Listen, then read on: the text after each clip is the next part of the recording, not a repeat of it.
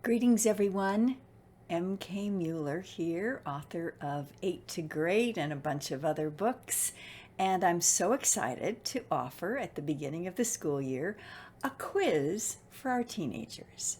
And it might be fun for you to take the quiz as well and then see how your teenagers do, see how you do, and see if there are any life lessons that are just falling between the cracks and haven't quite gotten from here to here in life. Because these are life lessons that if we don't learn them early, you can be sure you will learn them later. All right. So, the best way to do this is to just get out a pen and a pad and write down your answers, because as soon as I ask the question, I'm only going to give you about 5 seconds to write down either true or false before I go into our 8 to Great version of the answers. So again, hopefully you've got that pen and paper ready, or if you're doing this while you're, you know, not available to have a pen and paper, at least shout out the answer so you'll know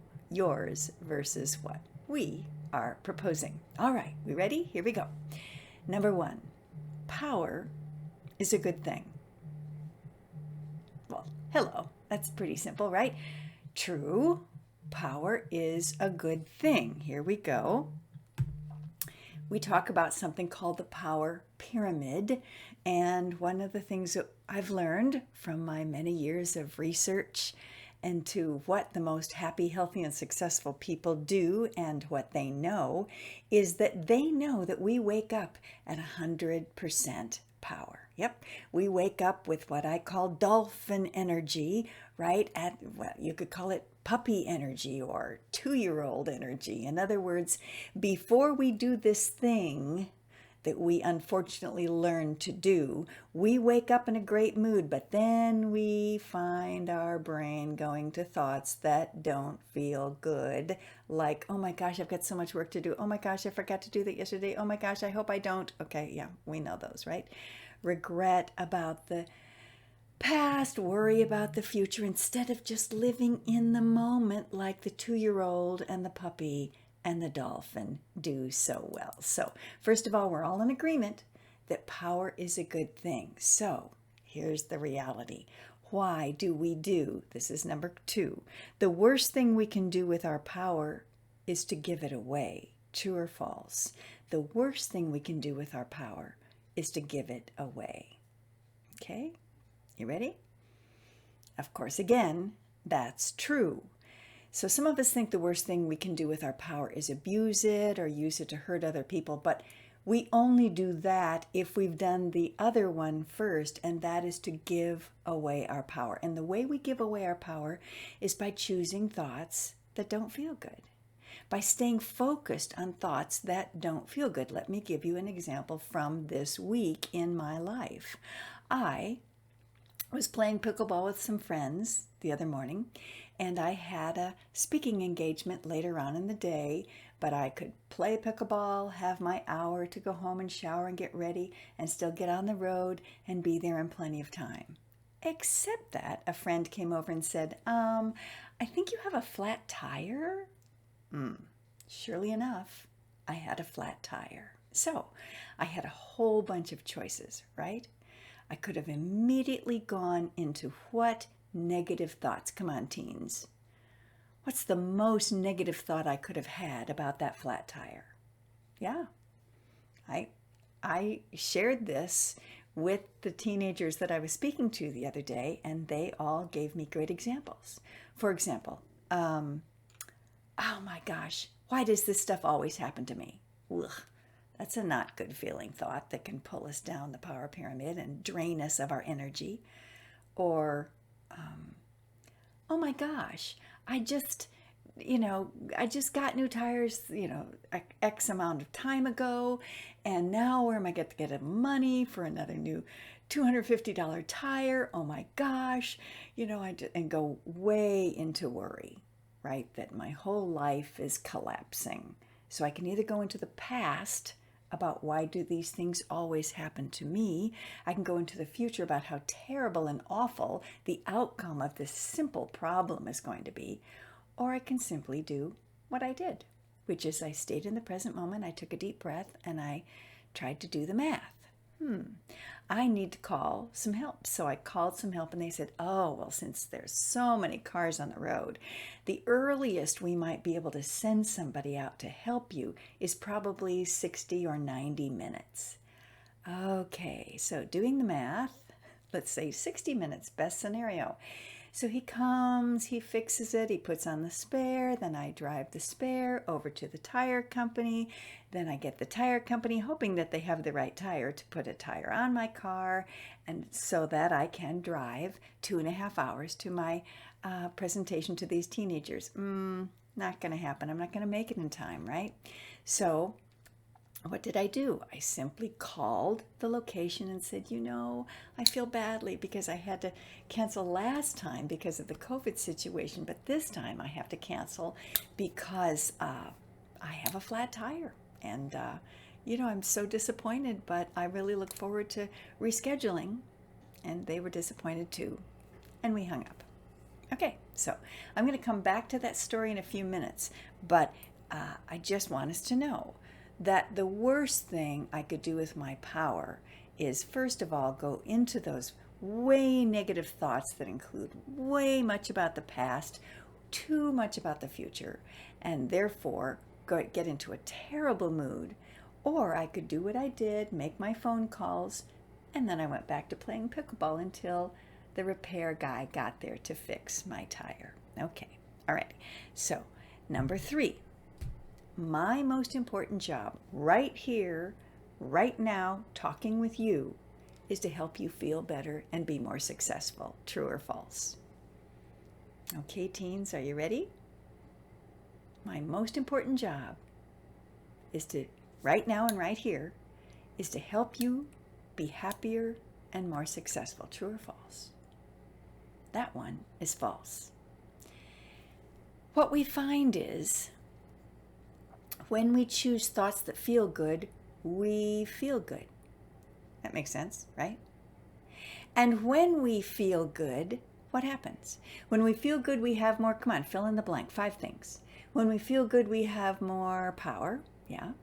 More energy, yeah. More friends, yeah. More freedom, more fun, more creativity. When we feel good, we have more compassion.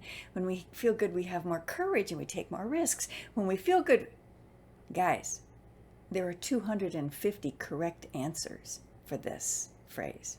When we feel good, you start writing out that list of 250 things. We have more time, we have more money because, of course, we're going to get the job sooner, we're going to get the promotion sooner. When we feel good, we have more of everything we want. In fact, if you wrote down, as I have, all 250 of the possible replies, you'd find that everything you've ever wanted in your life, everything, would be on that list. And what did it all come from? Feeling good. And what did feeling good come from? Choosing thoughts that feel good. Let's go back. You said when we choose thoughts that feel good, we feel good, right? And then we said when we feel good, good things happen, right? So, what's it all come from? I call it the high 5. Choose thoughts that feel good. And in any situation, whether it's a flat tire that's going to keep you from something that you promised, or a bad grade, or a friend snubbing you, there are lots of possible thoughts here, and we can again either really maximize how awful it's been in the past or how awful it's going to be in the future, or we can simply say, right now this is happening, how am I going to deal with it, right? And the other wonderful thing we learn is that gratitude, getting back into gratitude, right? What could I be grateful for about the flat tire? Well, I could be grateful it didn't happen on the way there, for heaven's sakes, right? I could be grateful that I have roadside assistance with my insurance, as almost insurance does offer now. I could be grateful that I was out playing pickleball and had something fun to do while I waited for the mechanic. Make sense? Awesome. All right, let's go on to number 4. Number 4 is goals are more important than dreams. This stumps a lot of teens.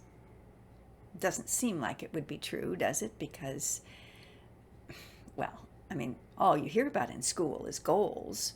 Nobody ever talks about dreams. There's the problem. Goals are more important than dreams is absolutely false. Another way to say it would be dog leashes are more important than dogs. Yeah, pretty false. So how are the two connected? Well, here's the deal. Until you have a dream, your goals have nothing to connect with. Goals don't make you jump out of bed. The goal of studying for your test and acing it. Oh boy, I get to study for my test. No. But the dream of getting into college, the dream of playing sports on the next level, the dream of winning a music competition, that is going to get you jumping out of bed, right? Absolutely. It could be climbing Mount Everest. It could be just going on a trip to Australia. It doesn't make any difference what the dream is. Goals are specific, measurable, attainable, realistic, time-based. You've heard that SMART before, right? But dreams are big, bold, innovative, and grand. And you don't really know how you're going to pull it off. That's how you know it's a dream, right? But dreams are much more important, much more important. We're going to talk about that in just a second. But first of all, think about this. Did you watch any of the Olympics? Any of the Olympics this summer? Well, if you did, here's what you noticed. No one said the word goals. Not one athlete. They all talked about, this has been my dream since I was little. Oh yeah, right.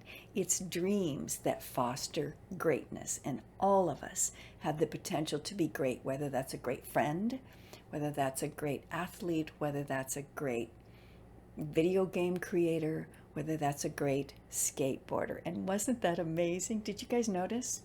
The first three skateboarders, the gold, silver, and bronze, were all 13 and 16 years old. The fourth place skateboarder was a 34-year-old woman.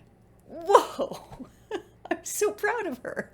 The American that made it to fourth place in the Olympics in the whole world was 34. You go, girl. Okay, how are we doing here? Number 5, question number 5. Imagination is more important than knowledge. What? Imagination is more important than knowledge. True or false? That would be true. Absolutely true. In fact, those are Einstein's words. All right, now what did he mean by that? Well, let's talk more about the Olympics. When Michael Phelps was asked by Bob Costas, right after he got his 8th gold medal in one Olympics, yeah, you heard that correctly, right after he had achieved that 8th gold, which no one in the history of the Olympics had ever done, Bob Costas stuck a microphone in his face and gave him that 30 seconds that all the athletes get. They get about 30 seconds, right? And he said, what do you have to say to the world after accomplishing this amazing feat? And he said, I just want to say how grateful I am for my, now he could have said coach, teammates, my strangely shaped body, because he did have kind of a swimmer's body. But he didn't. He didn't thank God. He didn't thank his parents. He said, I just want to say how grateful I am for my imagination. Because when everyone else told me that this was impossible, I knew in my imagination it was possible. Ooh, ooh, ooh. When are the rest of us going to get that? When we not just have a dream, but imagine it already happening. So that when I say to people, what's one of your dreams? Like the other day I asked it to a young woman, and she said, I want to write film scores. I said, oh, scores for movies? That music scores? That is so cool. She said, thanks. And I said, so help me know, what did you wear to the Oscars? What did you wear to the Academy Awards? And she paused and her eyes filled up with what I call holy water. And she said, a red dress off the shoulders. It was wonderful. There you go. That's what we teach in 8 to Great, how to get the picture of what you're going to achieve and then pretend it's already happened. Look back on it and describe to someone or yourself in the mirror the details of just how awesome it felt. Yeah, it's an awesome, fun activity. A young man, a 16-year-old son of a friend of mine, just did this last week, and let me tell you what happened. So for months, he'd been wanting to find a used Camry. He'd saved up $2,000, and he knew that wasn't much, especially in this COVID market of, not very many used cars available. But he really, really wanted a Camry. So he checked out a few, but they all ended up being scams. And then his mom sat him down and said, let's get the picture. Let's imagine that you already have it. Ooh. And let's imagine that instead of us finding the Camry is going to find us. Ooh. It sounded pretty wild, right? But remember, you don't focus on the how with dreams. You just focus on what you want and why you want it. So they had some fun with that. And surely enough, 2 days later, they are driving through the drive-thru of a fast food restaurant, and in front of them is a Camry. And what does it say in the back window? For sale. They said to the person in the window, we'll be back for our order. And they followed the Camry, and it pulled into the parking lot, and they were able to get out and chat with them. It was a little more. He wanted $2,500, and they said, oh, well, we can't really afford it right now, but would you be willing to, let us take it to the mechanic anyway and see what kind of shape it's in? And he allowed that, and sure enough, there was something kind of wrong with the car, so he lowered the price to $2,000. So that's how you can implement get the picture in your daily life. Remember, imagination, imagining it already happening, is more important than knowledge. All right, we're on to number 6. Success means having a lot of money, power, and friends. Sounds good. Nice, huh? False. Of course, with success often comes money, power, and friends, but not always. Definitely not all right away. So let's just chat about Martin Luther King. Our definition in 8 to Great of success is having a goal or a dream and achieving it. One more time. Success is having a goal and or a dream and achieving it. Pretty simple, right? So Martin Luther King at one point was praying for 1 hour at the beginning of every day. And he sat down and said, I think I need to make that 2 hours. Because I understand the power of prayer and visualization and praise. And 2 hours. He set the goal. It's a goal. It's specific, measurable, attainable, realistic, and time-based. He set that goal and he achieved it. That's what success looks like. My son wanted to get into a college that he didn't even have the ACT scores to get into. And it was very expensive, by the way, but it didn't stop him. Okay? So he set a goal of getting into this university, and as I'll tell you more in a minute, was able to get not only into the university, but get an amazing scholarship to do so. So, hello.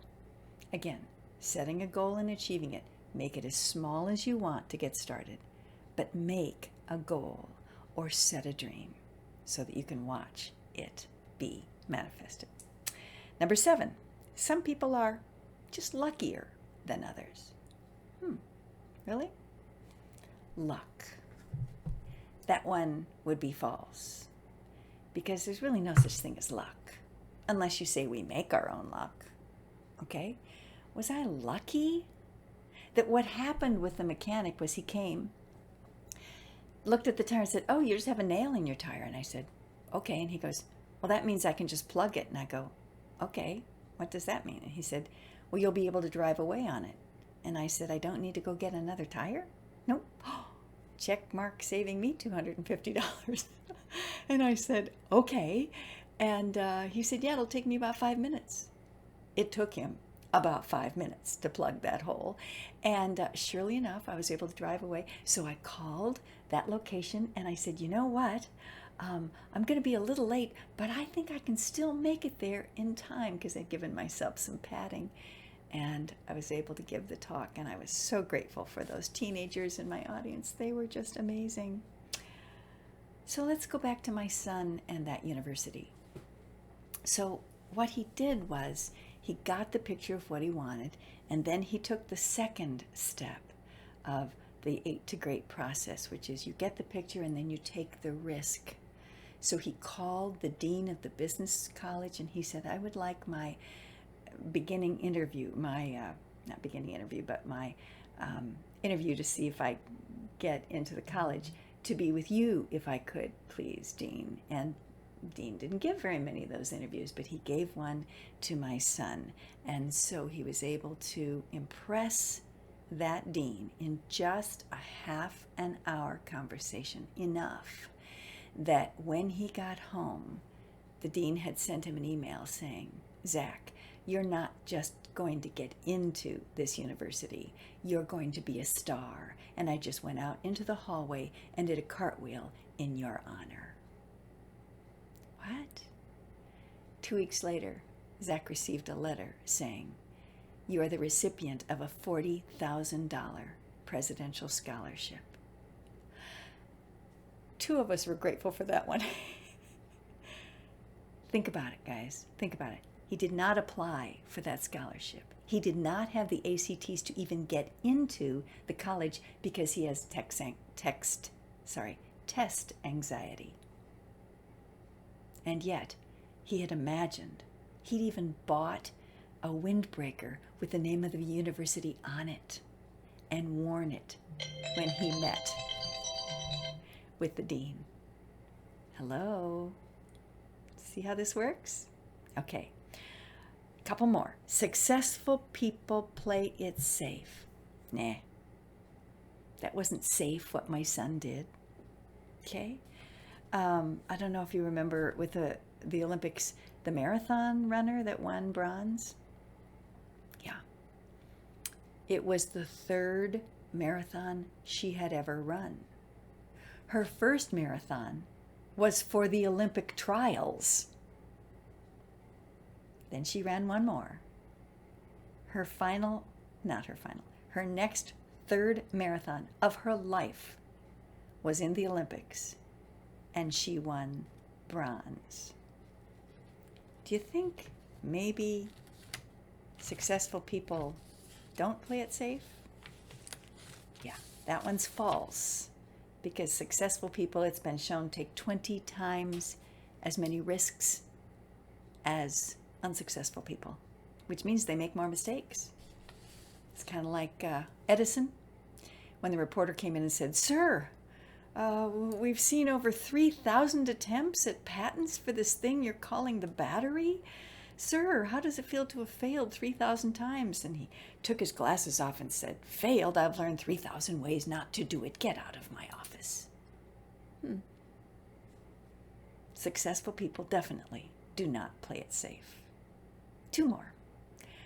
Number 9, for most teenagers, their biggest problem is their parents.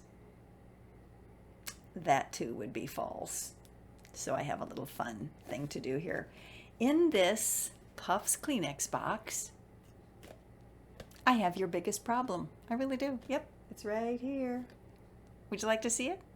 Oh, well, first of all, let me tell you, not only do I have your biggest problem in here, I have the solution to your biggest problem in here. You ready? Okay, yeah, it's you. Baby, it's you. Well, yeah, so what do we know? What we know is When we believe other people are our problems, what do? We blame and complain. We call that living in BC. And what does blaming and complaining do? It takes us down the power pyramid, because are we giving our power away? Oh, you bet we are. We're saying, well, I can't be happy until you change. That's completely putting the key to our happiness in somebody else's pocket.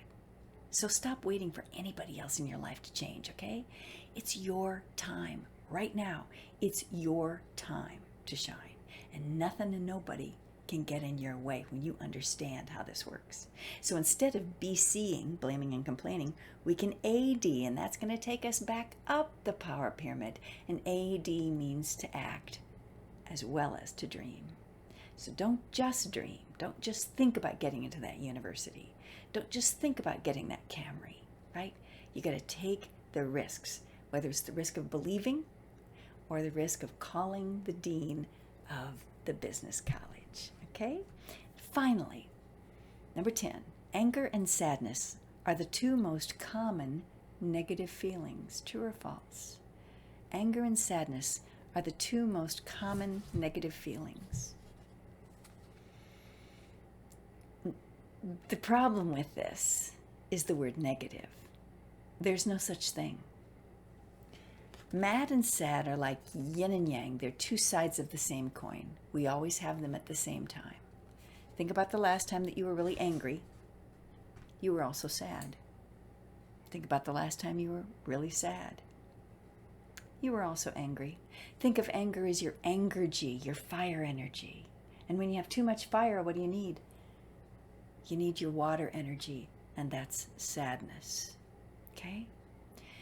Now, how can they be negative when Dr. Martin Luther King began his worldwide social justice movement on his angriest day? I'm sorry, was Dr. King mean? Hardly. And yet he was angry. He said that in his autobiography. On my angriest day, I started the civil rights movement. So when we use our angergy to get fueled up and fired up and passionate about our dreams, ooh, that's the good stuff, right? And how can sadness be negative? My goodness. My mom just passed at the age of 93. Oof. Did my tears mean I was weak? Hardly. Hardly. We call tears holy water. They're very, very sacred, and we say when the heart opens, the eyes leak.